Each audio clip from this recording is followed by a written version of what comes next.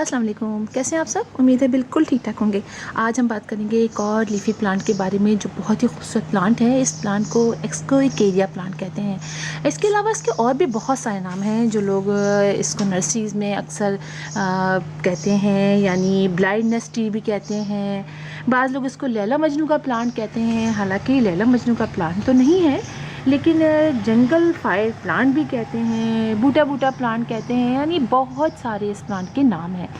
लेकिन इसका असल नाम जो है वो है एक्सोइकेरिया, और आज हम इसी के बारे में बात करेंगे।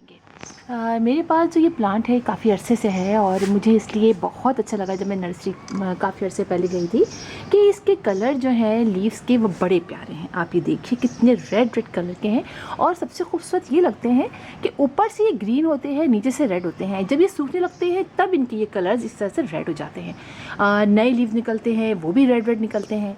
और आप इसके कलर आपको दिखाओ पीछे से, अब ये देखिए आप इसके कलर कितने, यानी बहुत ब्लडी रेड जो कलर आता है ना कलर, वो वाले कलर है, और बड़े खूबसूरत लगते हैं। और ये लीव जो है अब ये तकरीबन सूख जाएगा, गिर जाएगा, तो इसलिए इसके कलर सूखने के वक्त ऐसे होने लगते हैं, यानी जब गिरने लगते हैं तो इसके कलर ऐसे होने लगते हैं। बहुत खूबसूरत प्लांट है और बहुत ईजी टू ग्रो प्लांट है। और स्पेशली मुझे इसलिए भी अच्छा लगा ये प्लांट, एक तो कलर की वजह से कि ऊपर से ग्रीन, नीचे से ही बिल्कुल ये रेड रेड कलर। आप ये देखिए, मैं आपको एक पत्ता दिखाती हूँ। देखिए ये झड़ने लगा तो ये थोड़ा सा रेड सा हो गया। ये देखिए पीछे से ही बिल्कुल रेड कलर के होते हैं। और इसलिए अच्छा लगा मुझे कि ये इंडोर प्लांट है, यानी ये डायरेक्ट सनलाइट को पसंद नहीं करता है। और इंडोर प्लांट की तो हमें वैसे ही बहुत तलाश रहती है कि कोई प्लांट ऐसा हो जो इंडोर हो, जिसको हम बहुत आसानी से रख सकें, इसलिए कि अक्सर हम लोग के घरों में धूप का ही प्रॉब्लम रहता है।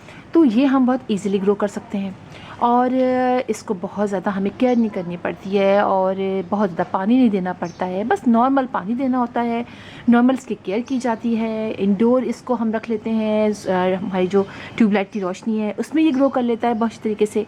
और इसके अलावा कोई विंडो के पास रख दे जहाँ हल्की हल्की सी डायरेक्ट सनलाइट आए, वहाँ ये ग्रो कर लेगा।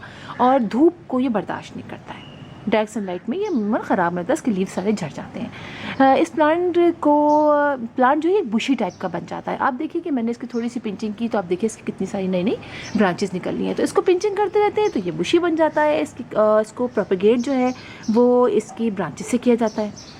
आप इसकी ब्रांचेस लें और इसको आप जिस तरह हम 4 से 5 इंच की ब्रांच लीजिए और उसको आप वेल ड्रेन सॉइल में लगा दीजिए, और आपका ये प्लांट तैयार हो जाएगा इसके ज़रिए, ब्रांच के ज़रिए। और दूसरी बात ये कि इस प्लांट को हम जो है वो ज़रा बड़े पॉट में अगर लगाते हैं ना तो ये बहुत अच्छे तरीके से ग्रो करता है। अच्छा, इसकी हाइट भी काफ़ी हो जाती है, 5 से 6 फीट की इसकी हाइट हो जाती है अगर हम इसको बढ़ने के लिए छोड़ देते हैं। लंबा लंबा सा हो जाता है और 5 से 6 फीट तक पहुंच जाता है। और जब कटिंग करते रहते हैं तो ये छोटा सा बुशी सा बन जाता है।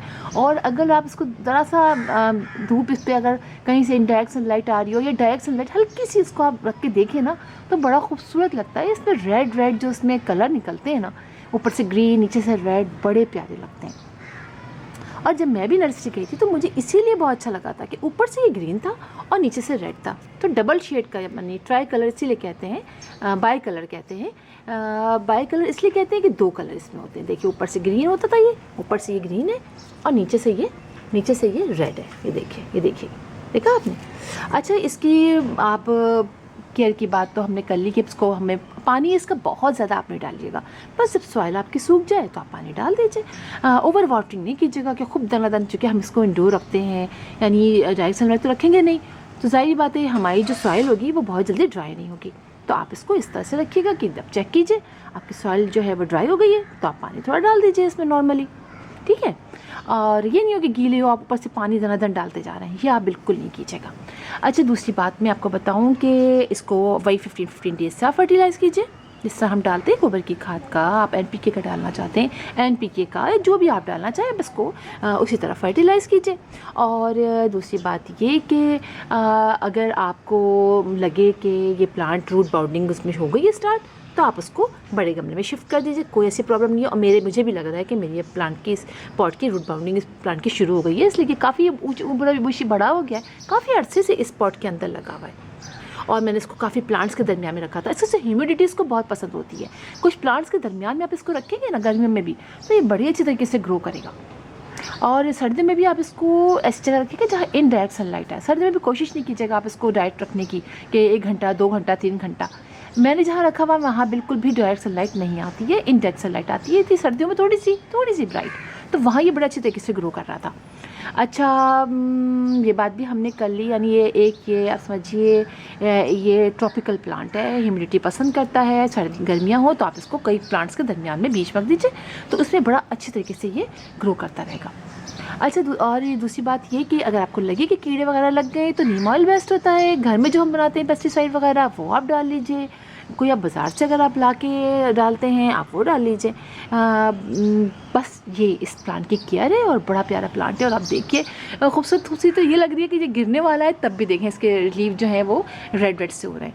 अच्छा, जब आज मैं लाई थी ना तो ये पूरे ग्रीन से थे और पीछे रेड थे। अब जो है ये काफ़ी रेड से हो गए, तो काफ़ी अच्छे लग रहे हैं मुझे। गिरते यानी अब झड़ने वाले हैं, इसलिए कि ये जो है वो काफ़ी अरसे से इसमें लीफ इसके काफ़ी अरसे तक लगे रहते हैं और इससे सॉफ्ट भी बहुत होते हैं। ज़रा ज़ोर से आपने हाथ लगाया झड़ भी जाते हैं, लेकिन काफ़ी अरसे तक इसमें ये लीफ जो है वो इसमें टिके रहते हैं। तो बड़ा प्यारा प्लांट है, आप ज़रूर ट्राई कीजिए, अपने घर में इसको लेकर आइए। और कराची में ये आपको अगर मैंने तो हाँ आम नर्सरीज़ में नहीं देखा है, वैसे मैंने इसको कैंट की नर्सरीज़ में 1-2 जगह पे देखा है। तो कराची में जो लोग रहते हैं वो जाना चाहते हैं लेने के लिए, तो वो कैंट की नर्सरी में जाएं आप। कैंट में जो एक साथ बहुत सारी नर्सरीज़ हैं उनमें आपको ये मिल जाएगा। और नाम से शायद वो ना पहचान सकें, तो आप कोशिश कीजिएगा खुद ही आप सर्च कर लें। नर्सरीज़ में आप घूमते रहेंगे तो आपको ये प्लांट खुद ही कहीं ना कहीं दिख जाएगा, तो आप फिर ये प्लांट ले लीजिएगा। ठीक है, कैंट में मिल जाएगा और इसके अलावा आपको यहाँ पर भी मिल जाएगा। मेरा ख्याल है कराची नर्सरी के ऑपोजिट भी एक नर्सरी मैंने देखा था। जी, वहाँ पर भी देखा था।